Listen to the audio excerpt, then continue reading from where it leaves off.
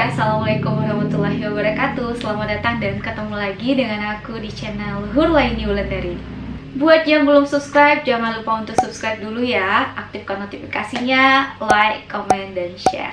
Oke, hari ini kita bakal bahas retinol versus bakuchiol. Nah, buat kalian yang belum tahu nih apa itu retinol dan bakuchiol, kita akan bahas sedikit di video ini. Jadi retinol dan bakuchiol itu adalah salah satu bahan skincare yang manfaatnya itu untuk melawan penuaan dini yang terjadi pada kulit wajah kita. Tapi sebenarnya buat kalian yang pengen pakai produk skincare yang ada anti penuaan dininya ini atau anti aging, kalian lebih disarankan dulu untuk menyelesaikan permasalahan kulit kalian yang ada. Seperti misalnya kalian kulitnya sensitif, kulitnya kering, terus kulitnya berminyak atau berjerawat. Kalian lebih baik untuk menyelesaikan permasalahan kulit itu dulu, baru kalian bisa pakai namanya anti-aging. Karena anti-aging ini adalah tahapan paling akhir dalam skincare. Maksudnya adalah jika kalian pakai produk skincare anti-aging, tapi permasalahan kulit kalian seperti sensitif, kering, berminyak, dan berjerawat belum selesai, takutnya produk skincare anti-aging ini tidak bekerja maksimal di kulit wajah kalian. Nah, daripada kalian buang-buang duit nih dan sia-sia aja, jadi selesaikan dulu permasalahan kulit kalian seperti yang aku sebutin tadi. Kalau kulit kalian sudah mulai normal nih, baru sangat disarankan untuk pakai produk anti-aging ini. Apalagi kalau usia kalian udah 25 tahun ke atas. Sebelum aku bahas pengalaman aku pakai bakuchiol dan retinol, aku mau jelasin dulu perbedaan antara bakuchiol dan retinol. Retinol sendiri terbuat dari komponen kimia yang disintesiskan dari turunan beta-karotin. Berbeda dengan bakuchiol, bakuchiol adalah terbuat dari bahan alami, yaitu tumbuhan bakci yang udah mulai langka. Jadi kalian bisa tahu ya perbedaan pertama dari retinol itu adalah beta-karotin yang disintesiskan, berbeda dengan bakuchiol yang terbuat dari bahan alami tapi udah mulai langka. Nah, yang kedua, bagaimana dengan efek sampingnya? Nah, retinol sendiri udah banyak juga yang bilang kalau retinol ini sebenarnya berefek samping menyebabkan iritasi dan juga bisa bikin kulit kalian kering. Berbeda sekali dengan bakuchiol, bakuchiol ini minim sekali dengan yang namanya efek samping. Kemudian bagaimana dengan penggunaan antara bakuchiol dan retinol ini? Bakuchiol dan retinol ini sama-sama punya kegunaan untuk melawan anti penuaan dini, seperti mengurangi kerutan halus, menyamarkan garis halus, dan juga bisa menyamarkan noda hitam atau hiperpigmentasi yang ada di wajah kita, seperti bekas jerawat ataupun flek hitam. Nah, apakah bakuchiol dan retinol ini bisa dipakai untuk ibu hamil? Untuk retinol tidak disarankan untuk dipakai saat kita hamil ataupun saat menyusui. Berbeda dengan bakuchiol, bakuchiol bisa banget kalian pakai meskipun kalian lagi hamil ataupun menyusui. Bagaimana dengan pemakaiannya sendiri? Untuk retinol disarankan untuk pakai malam hari sebanyak 2-3 kali dalam seminggu, dan itu cukup dipakai malam hari aja. Kenapa? Karena retinol ini bersifat mengikis sel kulit mati yang ada di wajah kita, dan kalau kita pakai di pagi hari takutnya nanti wajah kita semakin sensitif terhadap paparan sinar matahari. Berbeda dengan bakuchiol, bakuchiol ini boleh kalian pakai di pagi hari ataupun malam hari, dan kalian boleh juga pakai ini setiap hari. Oke, sekarang kita masuk ke pengalaman aku setelah pakai retinol dan bakuchiol. Yang pertama, aku pilih retinol dulu.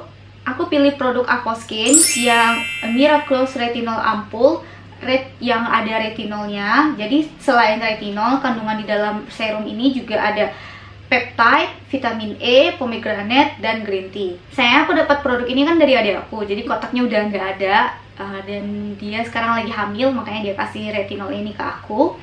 Dan produk ini beratnya 30 ml.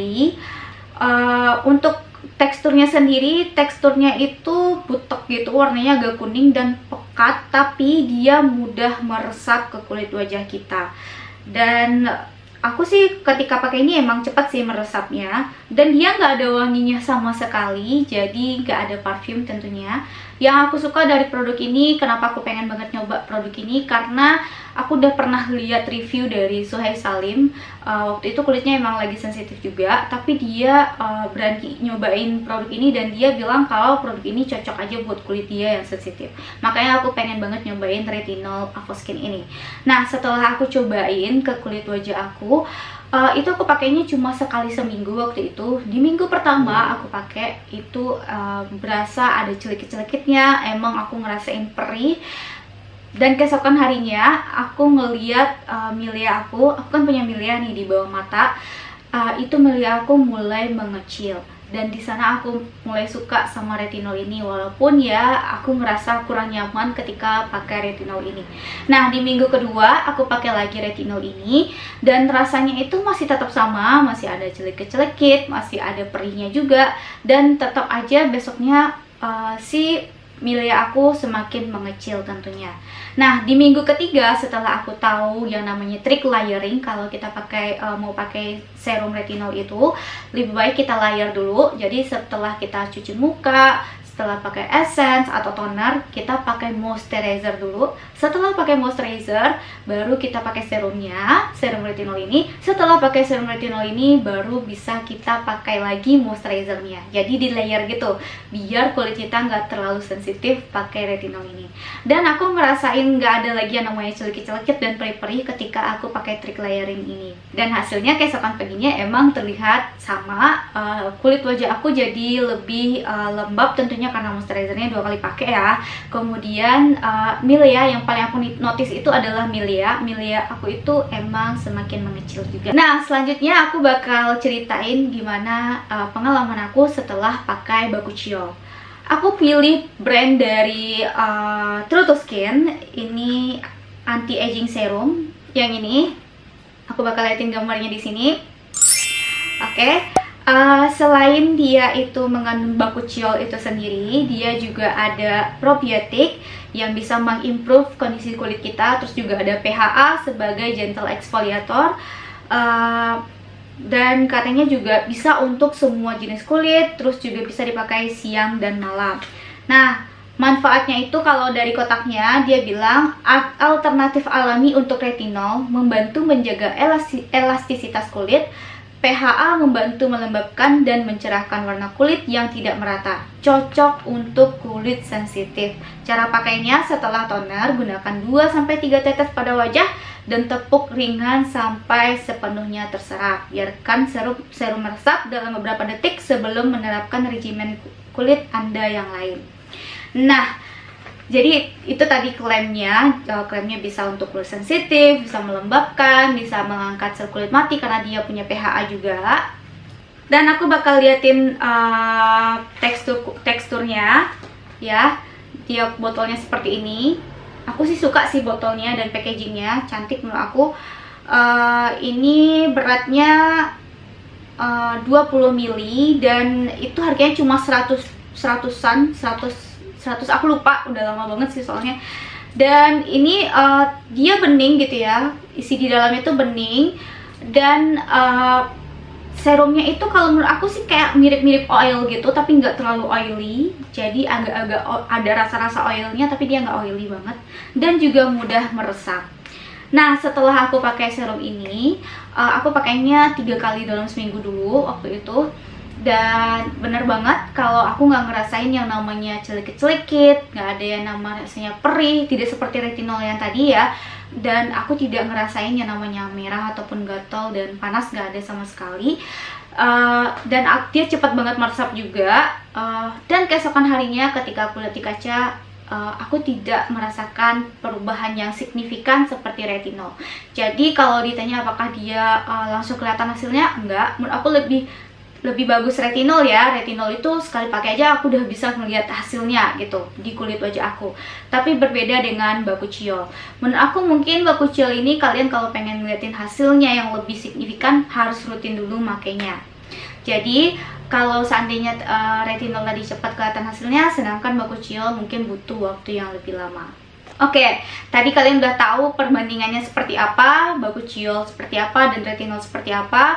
Kalau kita lihat nih, mana yang paling aman untuk kulit sensitif, mungkin kalian tahu jawabannya yaitu Bakuchiol dibandingkan sama retinol gitu ya. Tapi kalau kalian pengen hasilnya yang lebih cepat kelihatan, mungkin kalian juga tahu jawabannya. Seperti yang aku jelasin tadi, kalau ternyata retinol lebih cepat kelihatan hasilnya, sedangkan Bakuchiol tidak secepat retinol. Nah, untuk saat ini sebenarnya aku menghentikan pemakaian Bakuchiol dan retinol dulu karena aku mau fokus dulu memperbaiki skin barrier aku. Setelah itu baru aku mau pakai lagi serum kedua, serum ini. Karena seperti yang aku bilang tadi, aku pengen hasilnya itu bener-bener maksimal di kulit wajah aku daripada nanti aku udah capek-capek pakai serum ini tapi ternyata hasilnya nggak terlalu maksimal. Makanya aku fokusin dulu untuk memperbaiki skin barrier yang ada di wajah aku. Oke, itu dulu video kali ini. Itu dulu penjelasan aku tentang retinol dan Bakuchiol ya. Ini semua berdasarkan pengalaman aku. Kalian bisa komen di bawah jika ada pertanyaan atau kalian pengen ada kritik dan saran, silahkan komen di bawah. Dan kalian juga bisa klik tombol subscribe buat yang belum, aktifkan notifikasinya, dan tentu saja kalian juga bisa share video ini. Terima kasih sudah menonton, sampai jumpa di video selanjutnya. Assalamualaikum warahmatullahi wabarakatuh.